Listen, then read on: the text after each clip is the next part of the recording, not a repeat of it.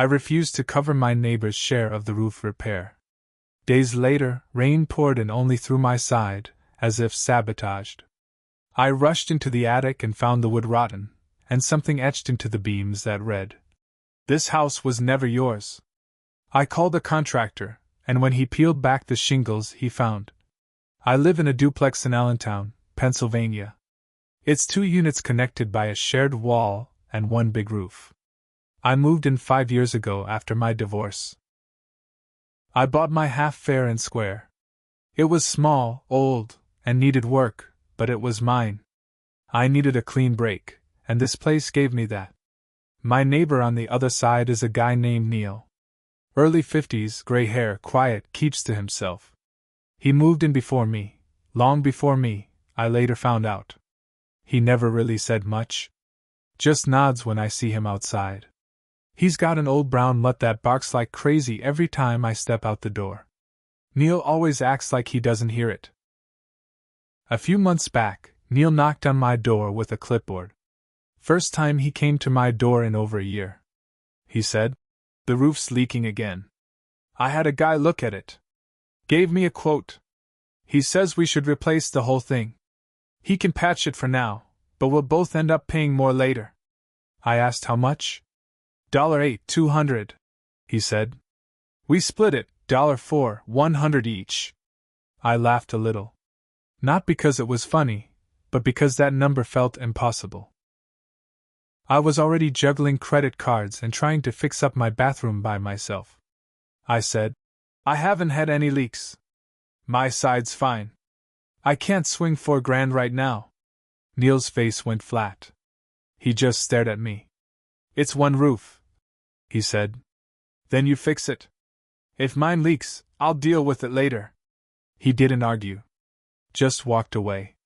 But he muttered something as he turned, something like, "Figures," or "cheap." After that, he stopped saying hello. Not even a head nod. Just ignored me. 2 weeks later, a storm rolled in. Heavy spring rain. It started around midnight. Thunder, wind, the whole thing. I was in the living room when I heard a weird sound, soft, slow dripping. I walked around, trying to find it. Nothing in the kitchen. Not in the bathroom. Then I got to the bedroom. Water was dripping through the ceiling right above my bed. Dark wet circles were spreading fast. I grabbed a couple buckets and put them down. My stomach dropped. I headed to the attic with a flashlight. I hadn't been up there in months. The smell hit me first. Wet wood, mold, something foul. I swung the light around and spotted the leak. The wood was black and rotted in one corner. Water was pouring through like it was missing a whole layer of protection. It didn't make sense. Then I saw something worse. Etched into one of the support beams in the attic, just above the worst of the rot, were the words, "This house was never yours." It didn't look old. The carving was fresh. Deep. Like someone had stood up there with a knife and made sure I'd see it. I stood there for a long time, flashlight shaking in my hand. The air felt wrong. I felt like someone was still up there, watching me. It was that kind of feeling. I didn't sleep at all that night. Just lay in bed listening to the rain and the steady drip into the buckets. The next morning, I called a contractor I'd used before. Arlo. Good guy. Honest. He came by that afternoon and climbed up onto the roof. He was up there a while. When he came back down, his face was pale. He looked at me and said, "Your side's been tampered with." "What do you mean?" I asked. "The shingles were cut. Not broken, not worn down. Cut. Clean lines. Someone used a blade. And underneath, your underlayment is gone. There's nothing stopping the water. It looks like someone peeled it back and didn't replace it." "Just my side?" I asked. He nodded. "His side's fine. Intact. This wasn't weather. This was deliberate." I looked over at Neil's window.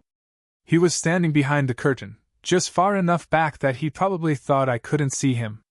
But I did. And he was watching us.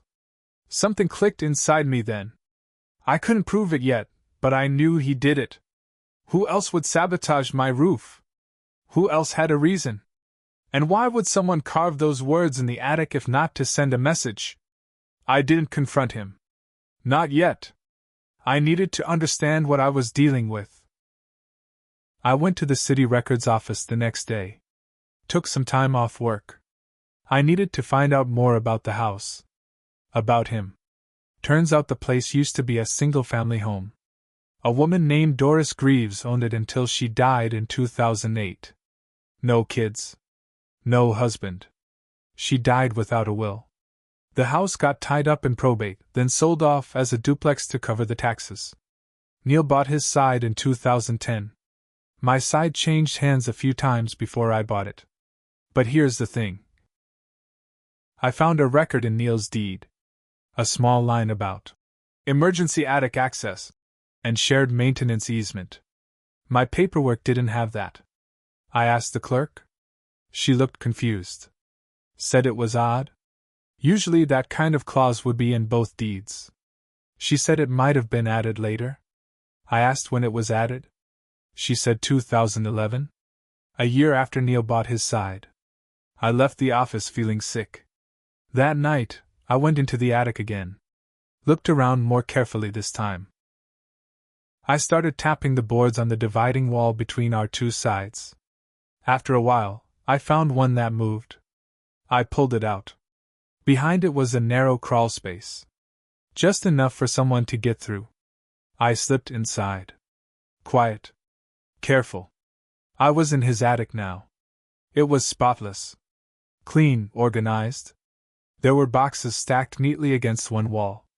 I opened one. Photos. Old ones? Black and white. Some color. All of them showed the house before it was split. Back when it was whole.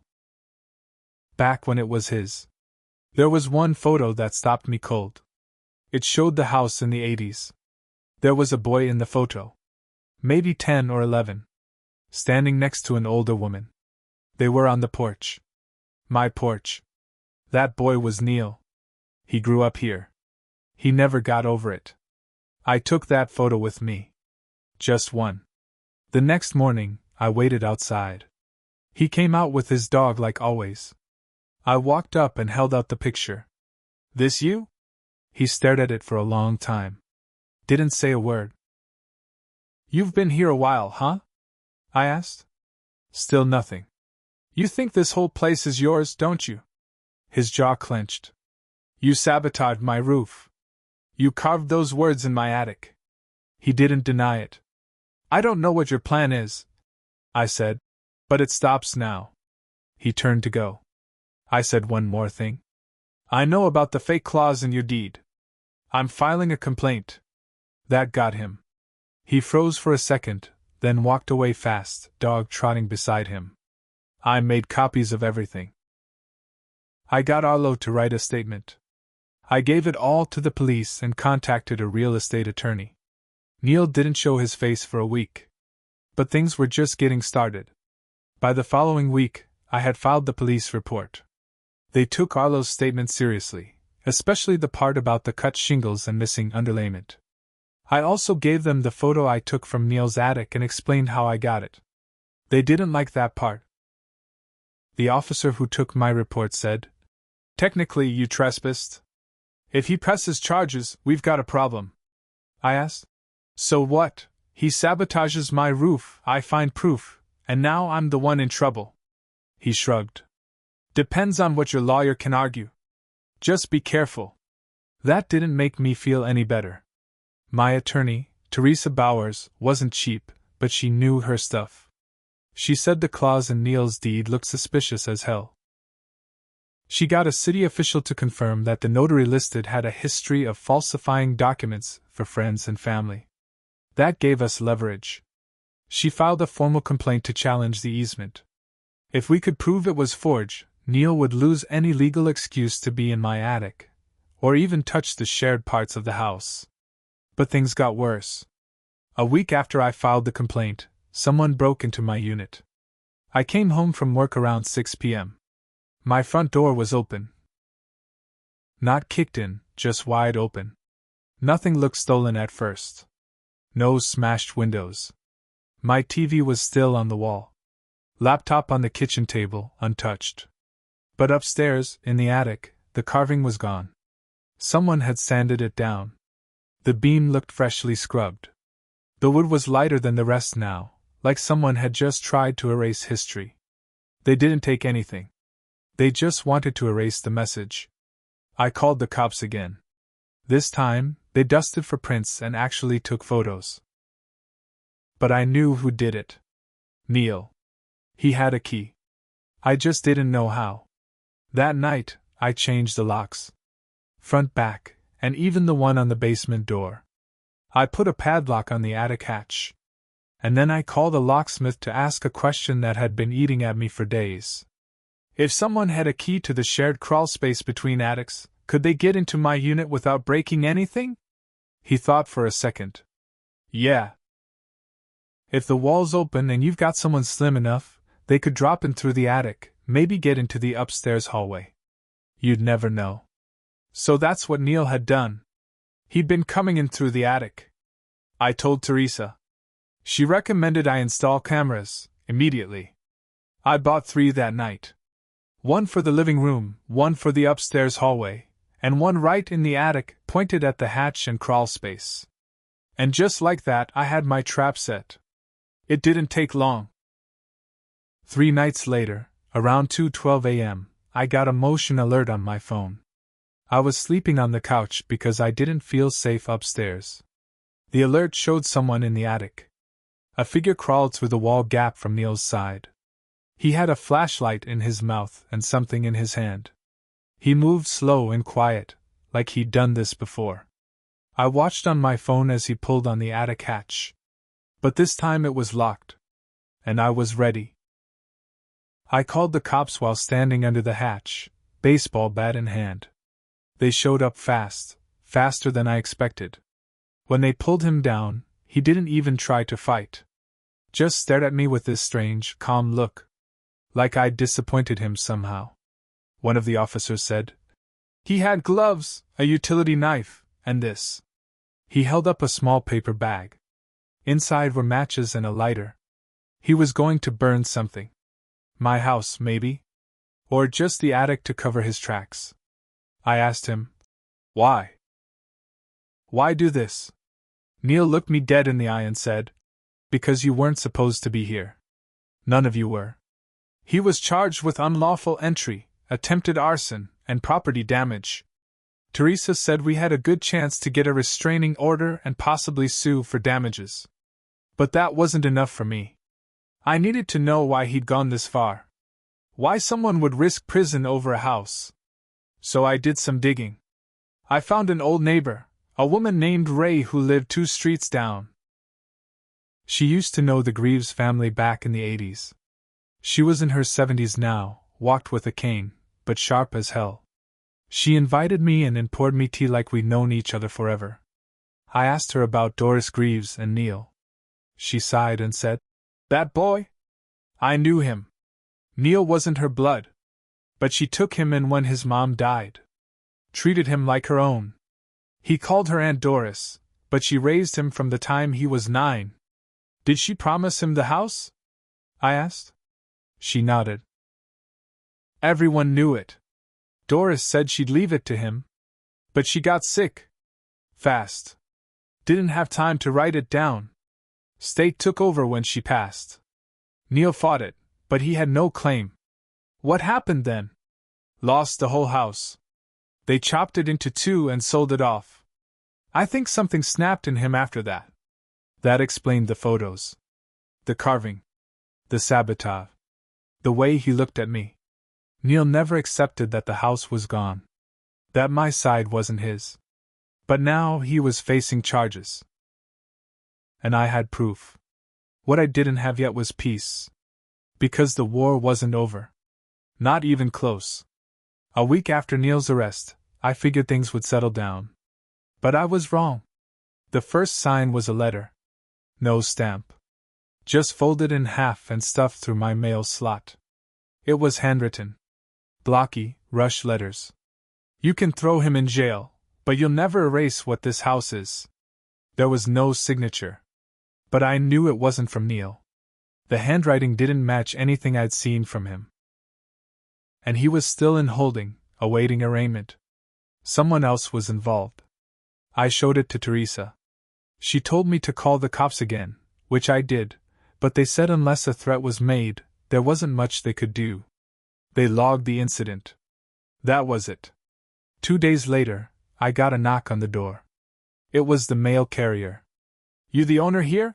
she asked, holding a small envelope. "Yeah." "Why?" "This came addressed to someone else." "I was gonna return it, but it has this address, and you're new, so just thought I'd check." The envelope was old and yellowed. Addressed to Doris Greaves, dated 2007. It looked like it had been stuck somewhere, and just recently turned up. When I opened it, I froze. It was a typed letter from a local law firm. A will draft. In it, Doris listed Neil as her heir. Full name. She clearly intended to leave the house to him. But there was a post-it attached, in messy handwriting. Still unsigned. "Don't let me forget, I want Neil to have everything." I sat down on the stairs. My mind started spinning. If that will had been signed, Neil would have legally owned the whole house. He wasn't lying about what he was promised. The state really did take it from him. I had to wonder, was he crazy? Or just broken? But that still didn't explain the new letter. Or who else might be involved. So I started looking deeper into the house's history. I pulled the old listings from when it first got split into a duplex. Each sale had agent info, listing notes, even photos. One note stood out, from the 2014 sale, before I bought it. Previous owner reported noise complaints from the other unit. Claimed the neighbor was accessing attic without permission. Eventually moved after minor fire damage in laundry room. I hadn't heard about a fire. Nothing in the disclosure when I bought the place. I tracked down the previous owner, a guy named Vince, through a public records search. Called the number listed on an old forwarding address. He picked up on the second ring. "Yeah, I remember that place," he said. "Still standing, huh?" I asked him what he meant. He laughed, but it was bitter. "That neighbor, Neil. He used to be quiet. But near the end he got weird. Tapping on the walls at night. Whispering through the vents. One time I woke up and my attic door was open. I hadn't been up there in months." I told him about the carving. The sabotage. The crawl space. "I knew it," he said. "I tried to warn the buyer after me, but the sale went through too fast. I lost $5,000 fixing the laundry room after that fire. Thought maybe I caused it by accident. But now? Hell, maybe I didn't." He paused. "Listen. That house messed with my head. I started hearing things. Seeing stuff move. Not ghosts or whatever, just like I wasn't alone. I hung up feeling worse than before. Neil wasn't just trying to get me to leave. He'd done this before. Every owner before me had gotten scared off or pushed out. Quiet pressure. Minor damages.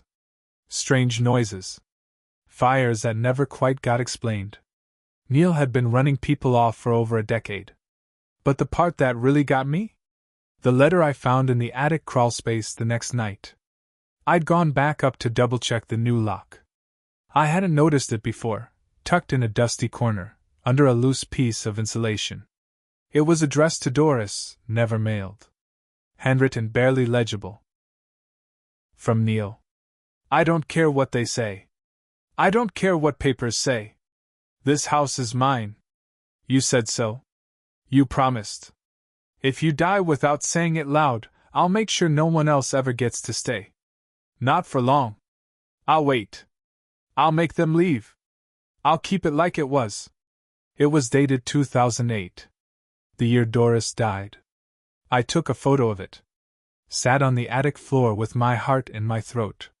Neil had made a promise to himself. And he'd kept it. I brought it down and showed Teresa. She looked shaken.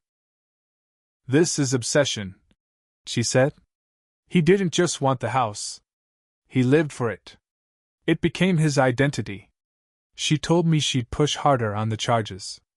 The arson attempt alone could carry serious time, especially if we could show it was part of a pattern of stalking and harassment.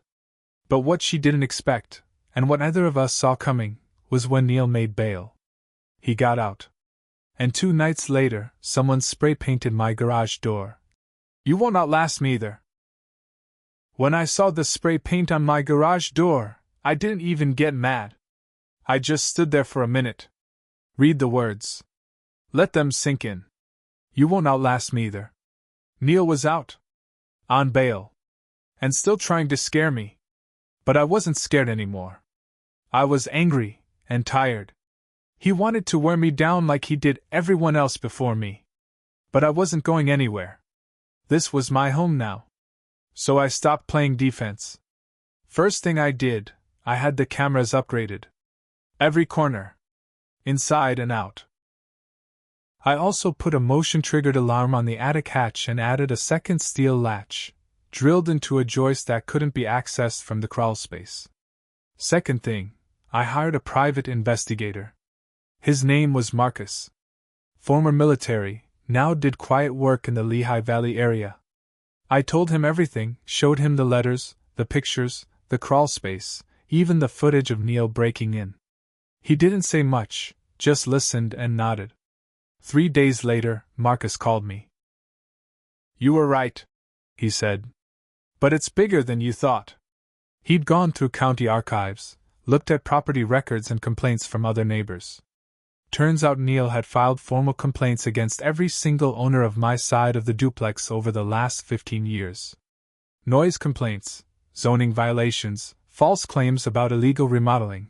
He even tried to block a home daycare license a single mom applied for back in 2015. She moved out within the year. Sold at a loss. Neil had made it his life mission to take back both sides of the house, one owner at a time. And the kicker? Neil had been quietly trying to buy my unit through shell buyers for the last 6 months. Marcus traced 2 offers I received earlier that year, both low-ball cash offers, from different LLCs based out of Harrisburg. Both linked back to a man named George Kinley. Neil's cousin? I had the proof now. Everything tied together. So I called Teresa, and we got to work. First, I sent a certified cease and desist letter to Neil and the LLCs trying to buy my property. Then we filed a civil suit for damages, property destruction, emotional distress, trespassing, and attempted arson. Teresa also filed an injunction to block Neil from coming within 300 feet of my property. We submitted every photo, video, letter, and historical pattern from the PI's report. But here's where karma finally came calling. The judge wasn't just alarmed, he was furious. During the hearing, Neil sat silent, jaw clenched, staring at the table. The moment the judge mentioned the attic footage and the spray-painted message, Neil's lawyer didn't even try to argue. He just whispered something to Neil, and Neil looked like someone had drained all the blood from his body. The court granted the injunction and set the civil case for trial. But that's not how this ends. 2 days later, I got a visit from Marcus again. He looked amused. Check the county website in the morning, he said.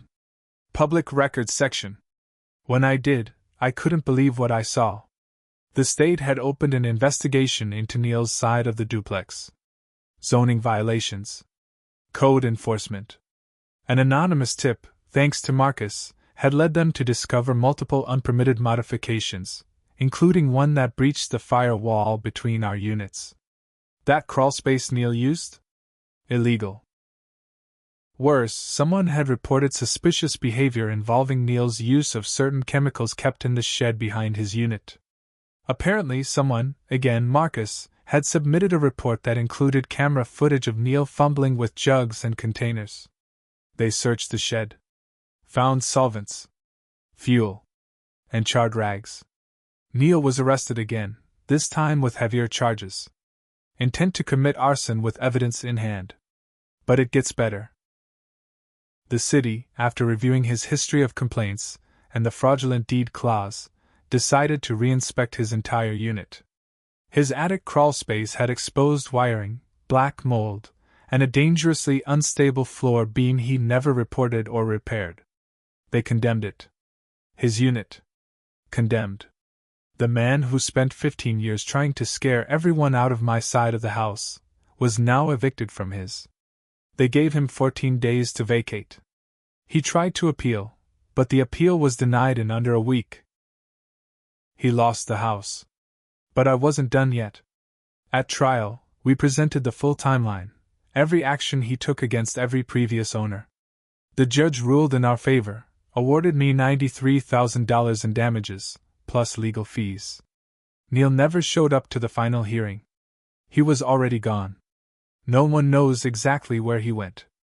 I heard from a neighbor that he tried to move in with a cousin in Bethlehem, but they kicked him out after 2 weeks. Someone else saw him panhandling near the Wawa off Hamilton Street. I never saw him again. As for me, I used some of the settlement money to fully redo my roof, new underlayment, new shingles, new gutters. Not just my half. The whole roof. Because now, I own both sides. The bank took Neil's half after the city condemned it. It sat empty for 6 months. I waited. I watched. Then I made an offer. Got it cheap. Dirt cheap. I gutted his unit. Stripped every wall. Bleached the crawl space. Closed off the attic passage for good. And then? I turned it into a rental. You know what I call it? Doris sighed. I left one thing untouched, though. One beam in the attic. The one where he carved those words. I sanded around it, but not over it. You can still read it, clear as day. This house was never yours. Every time I go up there, I look at it. And I smile. Because now? It is.